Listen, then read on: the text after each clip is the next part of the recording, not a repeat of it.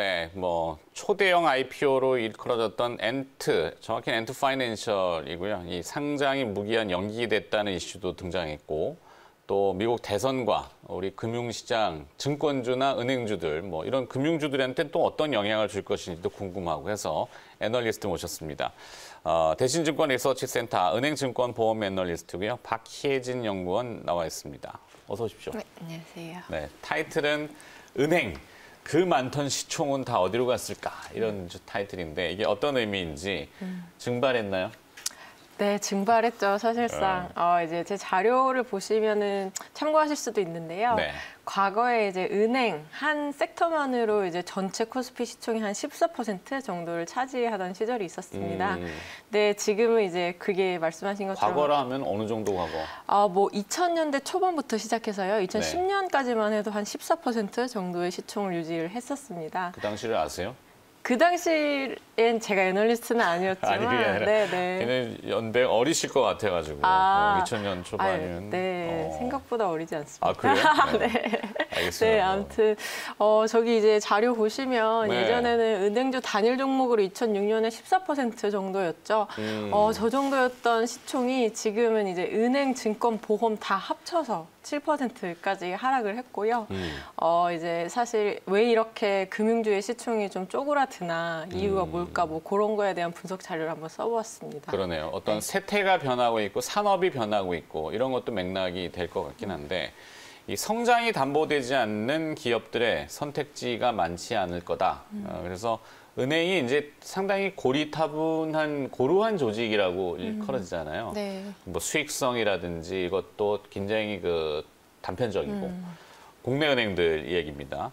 근데 역설적으로는 이럴 경우에는 이제 자본을 축소시키는 방식을 선택하기도 한다고요. 이건 또 어떻게 설명을 해주실까요? 네, 그래서 아까 말씀드린 것처럼 시총이 쪼그라들고 있죠. 근데 네. 그 시총이 쪼그라드는 이유는 성장성이 결여돼 있기 때문입니다. 그러니까 우리가 이제 잘 아는 올해의 주도주였던 뭐 2차 전지, 배터리, 그다음에 제약바이오, 소프트웨어 이런 산업들을 보시면 성장성이 굉장히 무궁무진했잖아요. 그래서 네. 주가도 그에 이제 화답을 했습니다.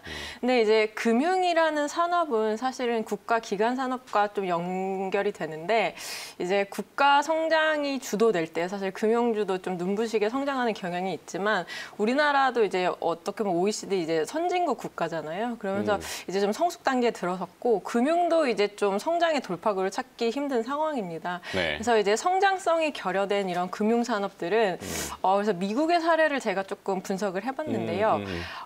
배당 성향을 100% 이상을 유지를 합니다. 네. 이렇게 되면 사실 그 해 번 돈이 이제 이익잉여로 보통 들어가게 되면서 자본이 증가하게 되는데 자본 증가가 극도로 제한되게 되는 것이지요. 다 줘버리는군요. 네, 맞습니다. 그러면 사실 주주가치 제고 차원에서도 굉장히 긍정적이고 그리고 회사 자체 ROE를 높일 수도 있는 수단으로서 쓸 수 있거든요. 자기 자본 이익률을 높이는. 네, 맞습니다. 그래서 이제 우리나라는 아직까지 뭐 자본이 과잉인 상태는 아니라고 보여져요. 우리나라 금융지주들 자본 가장 큰 회사가 신한지주인데 40조 원 정도거든요. 네. 근데 미국의 뭐 JP모건이나 뭐 웰스파고, 뱅크 오브 아메리카 네. 이런 대형 은행들은 자기 자본이 한 400조 정도 됩니다. 그렇죠. 네, 우리나라 10배 정도 돼서 이제 그 회사들의 이제 자본 증가를 극도로 제한하면서 그러면서 주가를 좀 끌어올리는 그런 모습을 보여주고 있습니다.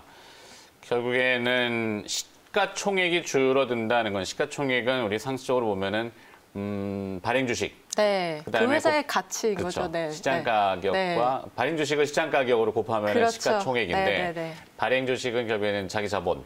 근데 이제 보통 잉여가 발생하면은 자본 산입을 시키는 게 우리나라 은행들의 보통 배당 많이 안 해주고 네, 맞습니다. 유보로 쌓거나 물론 유보하고 자본금은 좀 별개 계정이지만 그런데 이제 또 외형 뭐랄까요 과거에 보면은 항상 대선 충당을 하거나 아니면은 뭐 글로벌 IB로 나가기 위해서 몸집을 키우잖아요. 네, 맞습니다. 맞습니다. 자본 충당을 많이 하는데 네, 맞습니다. 그만큼 성장하지를 못하니까 오히려 이제 시가총액 측면에서 보면은 오그라들 수밖에 없는 선발이 오그라들듯이 차라리 그래갖고 이익을 많이 배분해주면 더 좋을 텐데 이걸 이제 모델 삼으신 거군요. 네, 맞습니다. 미국의 은행들. 네.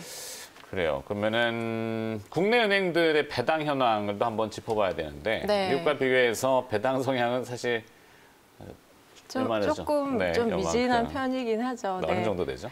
우리나라 이제 주요 금융지주들 배당 성향이 지금 한 26% 정도 됩니다. 네. 예, 그 미국의 은행들 100% 이상의 배당 성향은 사실 현금 배당이랑 자사주 매입까지 포함한 수치입니다.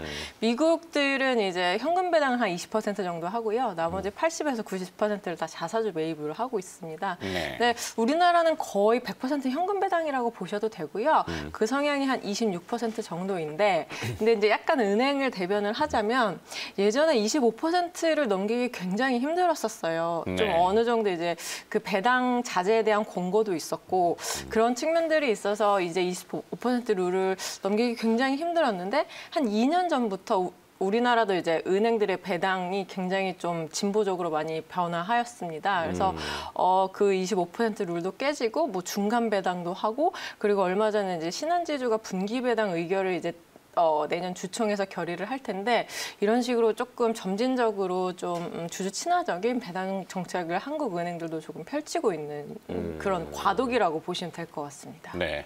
지금 아직 뭐 세법 개정이 되지는 않았습니다만 과도한 유보금에 대한 과세는 과거부터 좀 있었고, 네. 그러니까 주주 친화적을 지창했으면은 이익을 공유해라라고 정부 현재 색깔이 좀 그런 편이잖아요. 네, 맞습니다. 네. 그럼 과연 은행들이 어떻게 나설지는 봐야 되겠는데 개별 은행들을 조금 살펴볼까요? 네. 최근에 은행주들의 주가도 약간 반응을 했고 네, 맞습니다. 실적도 굉장히 좋다고 해요. 그러니까 뭐 오히려 그 역설적이지만 젊은 층들의 연끌 또 대출, 비투 이게 좋은 건 아니시네. 네. 그렇죠? 부동산 가격도 많이 오르고 그러고 주담대 같은 게 오르고 이자가 뭐 따박따박 들어오니까 아직까지는 네. 은행들 실적이 굉장히 좋았던 것 같은데 신한지주부터 한번. 네, 우리나라 주요 금융지주들이 이제 실적 발표를 모두 마쳤고요. 네. 신한지주는 어닝 서프라이즈를 냈습니다. 사실 이제 거의 대부분의 금융지주들이 어닝 서프라이즈를 냈는데 신한지주는 이제 1조 원이 넘는 분기 이익을 냈고요.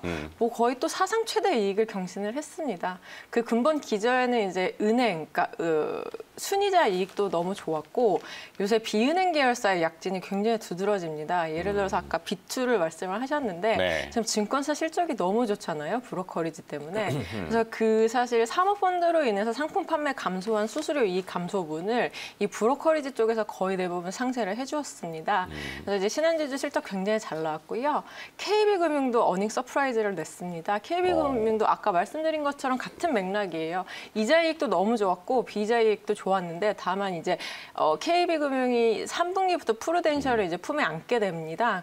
그러면서 이제 영가매수 차익이 한 1,500억 정도 반영된 또 그런 효과도 있었고요. 네. 하나금융지주가 지금 이제 사실은 아까 말씀드린 건 탑티어고 하나금융지주는 우리금융지주는 이제 좀 세컨티어 은행들인데 하나금융지주가 거의 탑티어 수준의 펀더멘털을 지금 갖춰가고 있습니다. 3분기 연속으로 어닝 서프라이즈를 냈고요. 7천억 원이 넘는 순이익을 기록을 했습니다. 원래 이 회사의 경상적인 이익 체력은 6천억 원대였거든요. 네. 그래서 실적 굉장히 잘 나왔고 우리금융지주가 약간 아쉬운 실적을 냈는데 우리금융지주는 아시다시피 비은행 계열사가 지금 많지 않아요. 왜냐하면 M&A를 계속 하고 있는 중이라서 하지만 뭐 은행 실적은 굉장히 잘 나온 걸로 결과가 발표가 됐습니다. 네.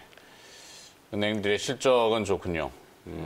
그러면은 질문이 다 됐는데 이제 추가 질문을. 네. 자, 미국 대선에 대한 그 얘기들이 계속 나오고 있어요. 지금 또 조 바이든 후보가 선거인단 13명이 걸린 버지니아주는 또 승리했다 이렇게 나오고 있는데 결국엔 미국의 대선 판도는 결국엔 나오겠죠. 누군가는 대통령이 될 건데 네. 뭐 이것이 전체적인 금융시장에 미치는 포괄적인 영향, 뭐 우리나라도 마찬가지지만 박혜진 연구원의 생각도 좀 들어보고 싶은데요. 네. 이제 사실 트럼프나 바이든 누가 되든 지금 추가 부양책을 써야 하는 상황은 맞습니다. 네. 근데 민주당이 추가 부양책에 있어서 약간 소극적인 입장이죠. 얼마 전에 이제 그 JP모건 체이스가 실적 발표를 했는데 3분기 이제 굉장히 좋은 실적을 어닝 서프라이즈를 냈습니다. JP모건이? 네, 맞습니다. 근데 그 CEO 제레미 다이먼이 이제 그 컨퍼런스 콜에서 했던 얘기가 추가 부양책이 대규모로 나오지 않는다면 경제가 은행들은 붕괴될 것이다. 아니요, 은행들이 굉장히 큰 규모의 충당금을 쌓아야 한다. 그러니까 지금 그 얘기가 그 얘기네요. 네, 뭐 같은 맥락이긴 그렇죠. 대규모 합니다. 부양책이 네. 곧바로 나오지 않으면 네. 경제가 흔들리고 은행들은 무수익 여신들이 발생할 수 있으니 충당금을 더 쌓아야 돼서 네네. 어떤 이 스트레스 테스트 같은 거를 좀 더 자충해야 된다. 뭐 이런 네, 맞습니다. 다 같은 맥락인데 지금 충당금을 한 9조 원 정도 이번 분기에 쌓았어요. JP 모건 체이스가. 네. 근데 이제 뭐 분기에 한 30조 정도 버는 회사인데 사실 아까 이제 대선 관련해서 여쭤보셨지만 아무래도 트럼프가 되면 사실 추가적인 경기 부양이 대규모로 이루어질 수 있습니다. 그래서 사실 그러니까 미국 은행주들한테는 그게 조금 더 유리할 거는 같아요. 네. 근데 다만 저희가 한 가지 우려하는 거는 이제 그 트럼프 행정부가 이번 정권 때는 사실 국내 경기에 집중을 했다면 이제 요번에 재선이 되면 사실 국내외 그런 외교 정책에 더 많은 집중을 할 거라는 의견이 조금 우세합니다. 그렇게 되면 사실 이제 뭐 기업들 감세라든지 뭐 추가 부양해야 하겠지만 그런 거에 좀 소홀해질 우려는 있거든요. 네. 다만 이제 만약에 바이든 후보가 뭐 당선이 된다면 이 후보는 제가 알기로 성향 자체가 신재생 에너지랑 그러니까 뭐 이렇게 환경 그렇죠. 이런 쪽에 그린. 굉장히 조금 몰입돼 있는 후보인데 그렇게 된다면 사실 전통적으로 민주당은 금융에 굉장히 소홀했거든요. 그렇게 된다면 조금 이제 미국 금융주가 약간 사악한 조금 금융 이렇게 표현하잖아요. 그랬습니까? 네, 과거에 그렇구나. 이제 네. 2008년도 서프라임 터지고 네. 민주당의 이제 뭐 오바마 대통령이라든지 이런 주류들이 잡았을 때는 상당히 규제를 하는 뭐 이런 형태. 그래서 도드 프랭크법도 네, 도드 프랭크, 네, 맞습니다. 그런 것도 좀 네, 있죠. 그래서 이제 트럼프 행정부 때 사실 볼코르를 완화를 해줬어요. 맞아요. 그 상업은행과 이제 투자은행의 그 계정을 분리해서 투자은행이 무리하게 좀 투자하지 못하는 그런 거를 원래 민주당에서 입법을 했었고 그걸 이제 트럼프 행정부 때 조금 완화를 해줬는데 다시 규제의 금융으로 갈 가능성이 좀 있죠. 있습니다. 네, 네, 그래서 바이든 후보가 된다면 미국 금융주에는 사실 그렇게 좋다고 전 보여지진 않아요. 근데 미국 그 얘기는 금융주랑 우리한테 투자가 되는 아시아 이머징으로 투자되는 미국의 네. 글로벌 IB들의 운신의 폭도 좀 줄어들 수 있고. 그럴 가능성도 있습니다. 그렇죠. 네. 그래서 바이든은 우리 전체 증시로 보면 약간 조금 그러한 부분이 있다. 근데 한 가지 뭐 말씀드릴 단정할 수는 건, 없지만. 네, 맞습니다. 미국은행이랑 국내은행이랑 지금 주가가 굉장히 디커플링 된 지 오래됐어요.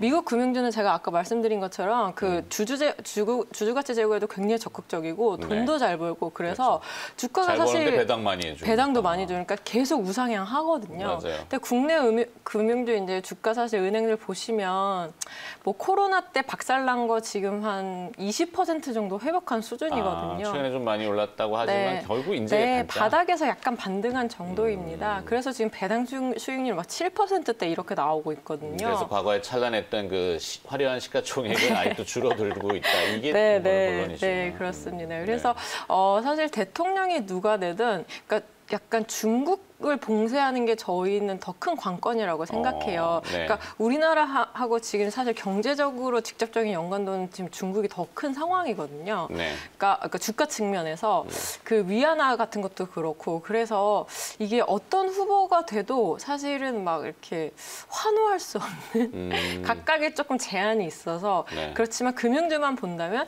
조 바이든 후보가 되면 좀 규제 시대로 다시 갈 가능성이 있다 이렇게 좀 보여집니다. 그러네요. 네. 자, 또 하나 여쭤볼게요. 이제 개별성 기업이긴 한데 리포트를 쓰셨는지 안 쓰셨는지 모르겠지만 카카오뱅크 네. 여쭤봐도 되나? 네, 그럼요. 네. 이게 없는 질문이라서 혹시 곤란하시면은 네. 손 들고 네, 이렇게 X해 주시면 말씀드리겠습니다. 빼겠습니다. 네. 카카오뱅크 네. 실적이 오늘 나왔고 의외로 또 뭐 실적도 괜찮은 것 같고 곧 상장도 아마 준비를 하지 않을까 싶긴 한데 그럼 네. 기존의 은행들하고의 어떤 역학구도 보면은 카카오뱅크는 지점이 없잖아요. 그렇죠. 네, 거의 네. 인터넷 온라인 은행이라고 해도 될 것 같은데 네. 그러면 이런 구도도 좀 네. 편하겠죠. 상장을 하게 되면 그러니까 은행은 일단 돈이 있어야 돼요. 자본이 뒷받침이 돼야 영업을 할 수 있거든요. 그렇죠, 당연하죠. 자본만큼 사실 여신을 일으킬 수가 있습니다. 네. 근데 카카오뱅크 지금 여신 규모가 16조 원 정도밖에 안 돼요. 근데 국민은행 하나 단일 은행에 지금 여신이 290조 정도 되거든요. 네. 그러니까 사실 상대가 안 되는 싸움이긴 합니다. 은행들도 처음에 우려를 굉장히 많이 했는데 네. 카카오뱅크가 성장이 굉장히 빠른 건 맞지만 사실 몇백 조 정도의 여신을 갖기에는 아직 무리가 있어요. 아직은 소매금융 개인금융 쪽, 네, 개인금융 맞습니다. 쪽이 개인금융 거의 개인 신용 대출이죠. 네, 그걸로 이제 사실 여신을 일으키고 있는데 네. 상장을 하게 되면 지금 기업 가치 뭐 10조 얘기하시는 분도 계시더라고요. 그러니까 뭐 10조 정도의 자본금이 들어오는 거니까 그럼 여신을 지금보다는 한 10배 정도는 더 일으킬 수는 있을 겁니다. 레버리지로. 네, 맞습니다. 근데 이제 문제가 뭐냐면 그 지금 카카오뱅크의 비즈니스 모델이랑 시중은행 비즈니스 모델이 다른 게 전혀 없다는 거예요. 네. 그러니까 사실 정부가 핀테크 이런 거를 처음에 출범했던 취지는 뭐냐면 중금리 중대출을 해주라는 거였거든요. 그러니까 약간 신용도가 조금 떨어지는 취약계층한테 약간 따뜻한 금융을 해줘라. 왜냐하면 네. 너희는 빅데이터를 기반으로 언더라이팅을 굉장히 세밀하게 할 수 있으니 그렇죠. 이런 취지였는데 사실 국내 시중은행보다 더 우량한 대출 차주들한테 대출을 해주고 있어요. 왜냐면 이건 그럴 수밖에 없는 게 신용대출이라는 건 원래 최고등급의 이제 신용자들한테만 그 차주들한테만 대출이 나갈 수밖에 없거든요. 네. 그래서 아직까지는 카카오뱅크는 시중은행에 전혀 위협이 되지는 않고 있습니다. 근데 다만 이제 전체적인 금융이 성장하기 위한 바람으로서 그 카카오뱅크가 기존 은행이랑 다른 비즈니스, 그러니까 중금리 중대출 시장이 사실 더 무궁무진하고 훨씬 크거든요. 그렇죠. 그런 시장을 조금 잘 개척을 한다면 저희 입장에서도 굉장히 고마운 거고 그리고 전체 이제 국가 전체 성장성 뭐 이런 거에도 기여를 할 수 있어서 상장을 한다고 해도 사실 시중은행이 대출을 뺏길 것 같지는 않습니다. 네. 왜냐하면 우리가 잘 생각해 본다면 우리가 뭐 예를 들어서 국민은행에서 대출을 받게 되면 국민카드를 이용하고 그 국민은행 계좌를 주거래은행 계좌를 이용을 하게 되면 우대 이율 감면을 해줘요. 네. 그게 이제 0.3% 정도 되는데 쥐꼬리만큼. 네, 0.3%면 적지 않습니다. 그래요? 왜냐하면 지금 전세자금 대출이 2%인데 제가 우대금리를 한 0.6% 정도 받거든요. 그러면은 금리 수준이 1%대로 떨어지는 거예요. 사실 굉장히 커요. 네. 그래서 이게 은행을 바꾸는 건 사실 쉽지 않습니다. 그리고 또 저는 뱅킹 애널리스트라서 이제 네. 조금 이제 고전적인 입장이라 네. 카카오뱅크의 상장은 뭐 굉장히 좋은 일이지만 기존 은행 구도 패러다임이 크게 변할 거라고 저는 보진 않습니다. 오케이. 네. 카카오뱅크 여쭤봤더니 본인 얘기로 쭉 하셔가지고 잘 들었습니다. 하여튼 여러 가지 네. 얘기 들어봤는데 이런 건 재밌네요. 네. 자, 하여튼 은행 좀 변해야 된다. 네. 대신증권 리서치센터 은행증권 보험 애널리스트고요. 박혜진 연구원이 수고해 주셨습니다. 고맙습니다. 네, 감사합니다.